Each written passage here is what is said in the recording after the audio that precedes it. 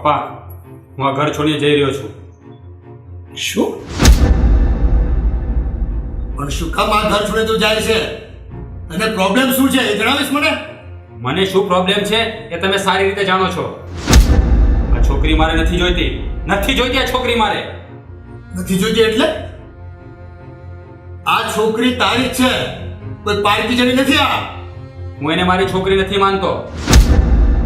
છોકરીની જાતથી જ મને નફરત છે. મારે છોકરો જોઈતો હતો.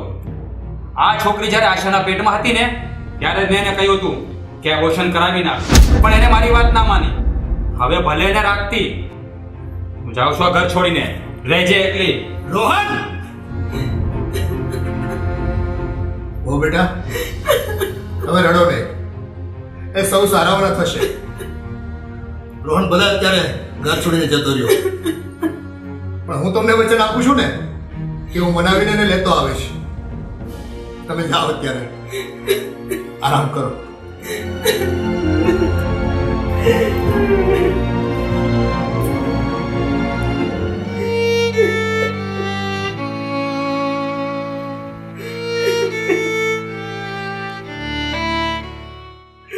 મમ્મી, તું કેમ રો રો કરે છે? પપ્પા આપણને છોડીને જતા રહ્યા એટલે?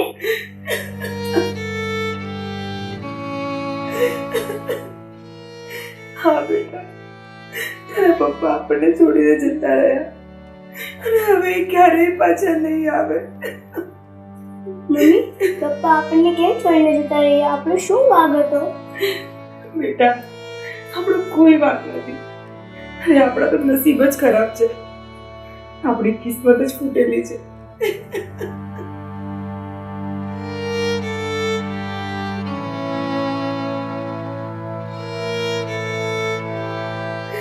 તારા પપ્પાને તું ગમતી નથી ને એટલા માટે આપણને છોડીને જતા રહ્યા. મમ્મી, પપ્પાને કેમ હું નથી ગમતી? મારામાં કઈ ખોટ છે? ના બેટા ના, તારામાં કોઈ ખોટ નથી.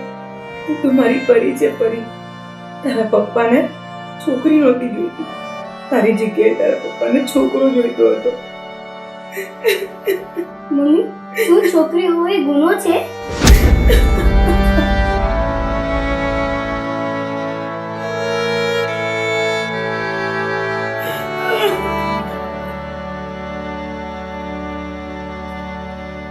પપ્પા, ઓ બેટા, તમે ક્યાં જાઓ છો? પપ્પા, આ પૂજાને હું મારા મમ્મીના ઘરે મૂકવા જાઉં છું. પણ શું કામ પૂજાને તમારા મમ્મીના ઘરે મૂકવા જાઓ છો? કઈ કારણ? પપ્પા, તમારા દીકરાને તો છોકરી જ નથી જોઈતી ને, તો હું એને મૂકી આવું છું મારા મમ્મીના ઘરે. પછી તો એ પાછા આવશે ને. ઓ બેટા, આ તમે કેવી વાત કરો છો? એ આનાથી કોઈ સમસ્યાનું સમાધાન નહીં થાય. આ પૂજાને તમારા મમ્મીના ઘરે મૂકવાથી સમસ્યાનો કોઈ હલ નહીં આવે. આવશે પપ્પા, આ સમસ્યાનો પણ હલ આવશે. રોહનને તો પૂજાથી જ નફરત છે ને, તો હું એને જ મારા મમ્મીના ઘરે મૂકી આવું છું. હે ભગવાન, આ બધું શું થવા બેઠું છે? મને તો કંઈ સમજાતું નથી. ઓ બેટા, તમે આ વિચારને માંડી વાળો અને તમારી મમ્મીના ઘરે ન જાઓ. ના પપ્પા, મહેરબાની કરીને મને જવા દો. જ્યાં સુધી પૂજા આગળમાં રહે છે ને ત્યાં સુધી રોહન આગળમાં નહીં આવે. એટલે તમે આ દીકરીના ભોગે તમારો ઘર સંસાર બચાવવા માંગો છો? તો હું શું કરું પપ્પા? જ્યારે શરીરનો કોઈ ભાગ સડી જતો હોય છે ને, તો આખા શરીરને બચાવવા માટે એ ભાગને આપણે કાપવો પડતો હોય છે. પપ્પા, હું જે પણ કરી રહી છું ને એકદમ ઠીક કરી રહી છું. મને જવા દો પપ્પા. દાદાને પગી લાગી.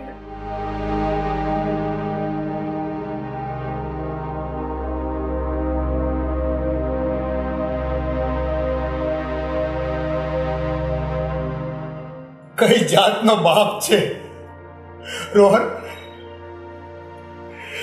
પોતાની સગી દીકરીને આટલી નફરત કરે છે?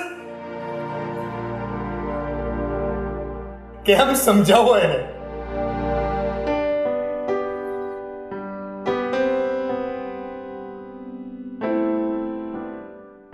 મમ્મી, મમ્મી,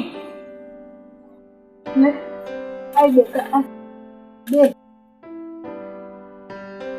મમ્મી આ શું થઈ ગયું તમને? બેટા 8 દી પહેલા છે ને મને આ હાથ જલાઈ ગયો હતો અને દવાખાને બતાવ્યું ને તો ડોક્ટર કહે પેરાલિસની આંસકી આવી ગઈ છે એટલે આ હાથ ખોટો પડી ગયો. શું આ તમને લખવો થઈ ગયો ને તમે મને જાણ પણ ના કરી? બેટા હું તને જાણ કરી અને દુખી કરવા નહોતી માંગતી અને અહીંયા મારી સેવા કરવા વાળા તો ઘણાય છે. આ તારા કાકાનો છોકરો કેશવ, એની વહુ, પછી મારે શેની ચિંતા? પણ બેટા ઓસિંતો ની કેમ આ બાજુ આટો મારવા?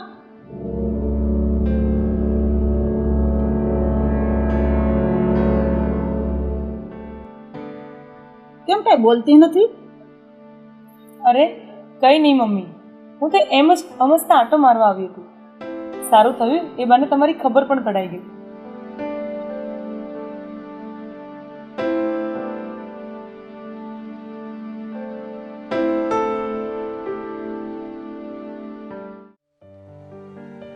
હો બેટા, પૂજાને તમે તમારા મમ્મીના ઘરે લઈ ગયા હતા તો કેમ પાછી લેતા આવ્યા?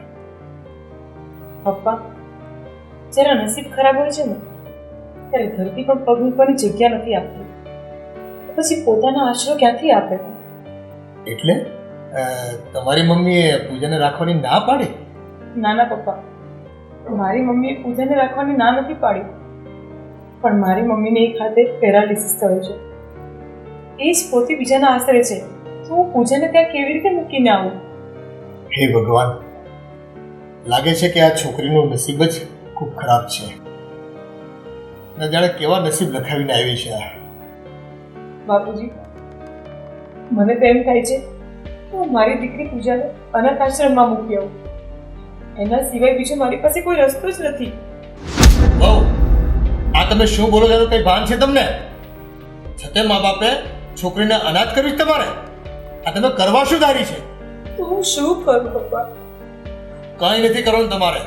ખબરદાર જો આવી વાત બીજી વખત કરી છે તો આ તમારો ઘર સંસાર બચાવવા માટે છોકરીને તમે અનાથ આશ્રમમાં મૂકવા માંગો છો? તમને કઈ શરમ જેવું છે કે નહીં?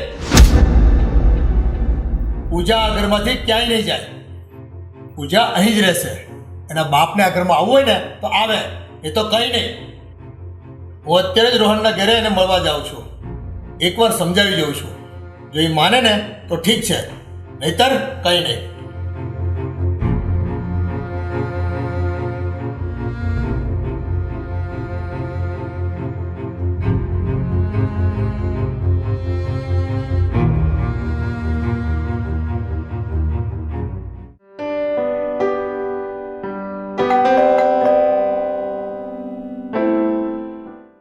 તમે અહીંયા શા માટે આવ્યા છો?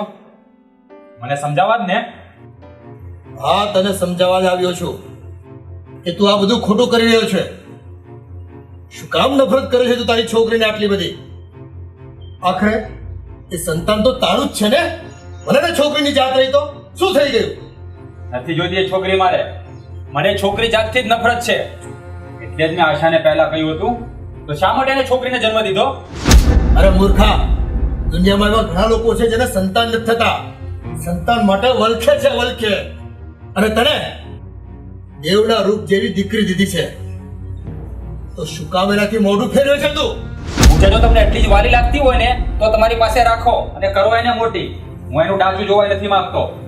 ઠીક છે, તને તારી છોકરીથી આટલી જ નફરત હોય ને તો આજથી હું પણ તને નફરત કરું છું. હું એમ માની લઈશ કે મારો દીકરો આજથી મરી ગયો છે.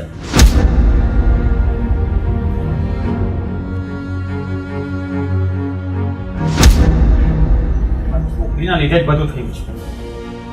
મારે આનો કંઈક રસ્તો કરવો જ પડશે. હું પતાવી લીધો ને ત્યાં સુધી આ બધી મગજમારી રોજ રોજ ઊભી રહેશે.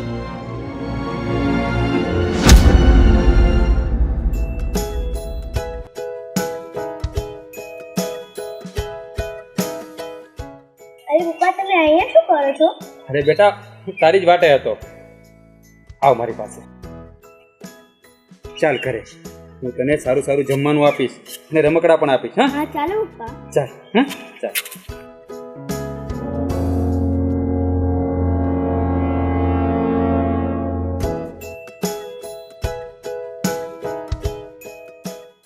બેટા તું અહીંયા બેસ, હું તારા માટે નાસ્તો લઈ આવું.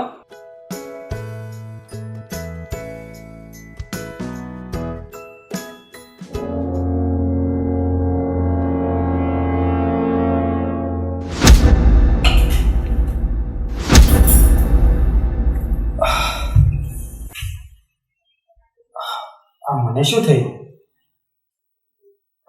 કેમ ચક્કર આવે છે?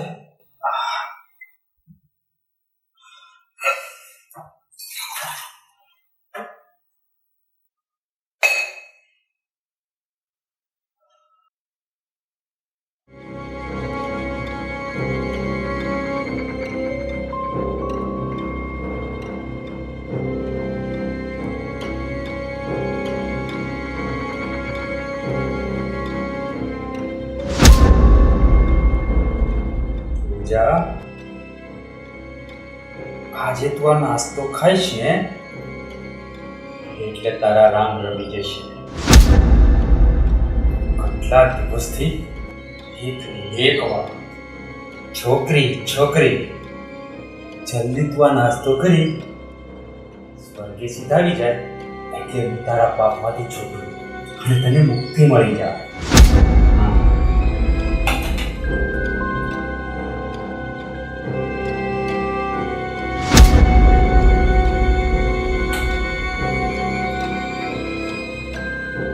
પૂજા, આજે તારો ખેલ ખલાસ.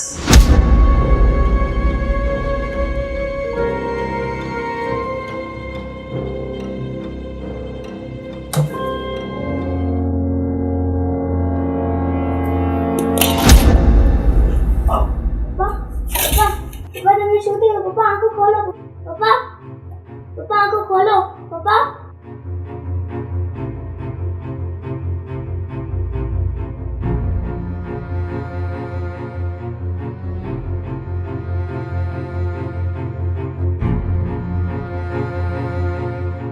પપ્પા અલા પાણી પી લો. પપ્પા અલા પાણી પી લો.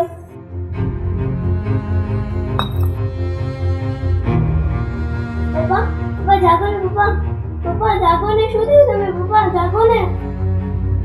પપ્પા પપ્પા આંખો ખોલો ને.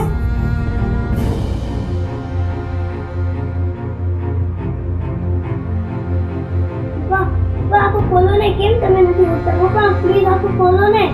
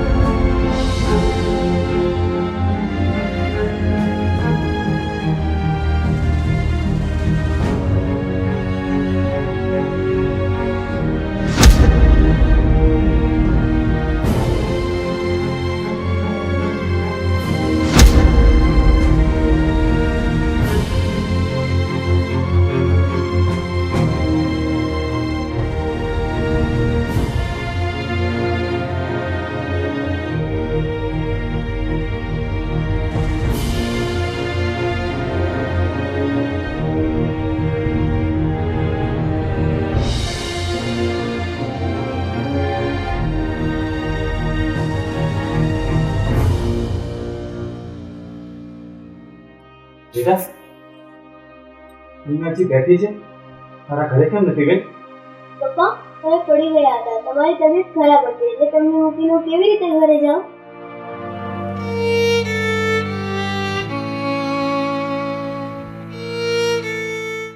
બેટા, મને માફ કરી દેજે.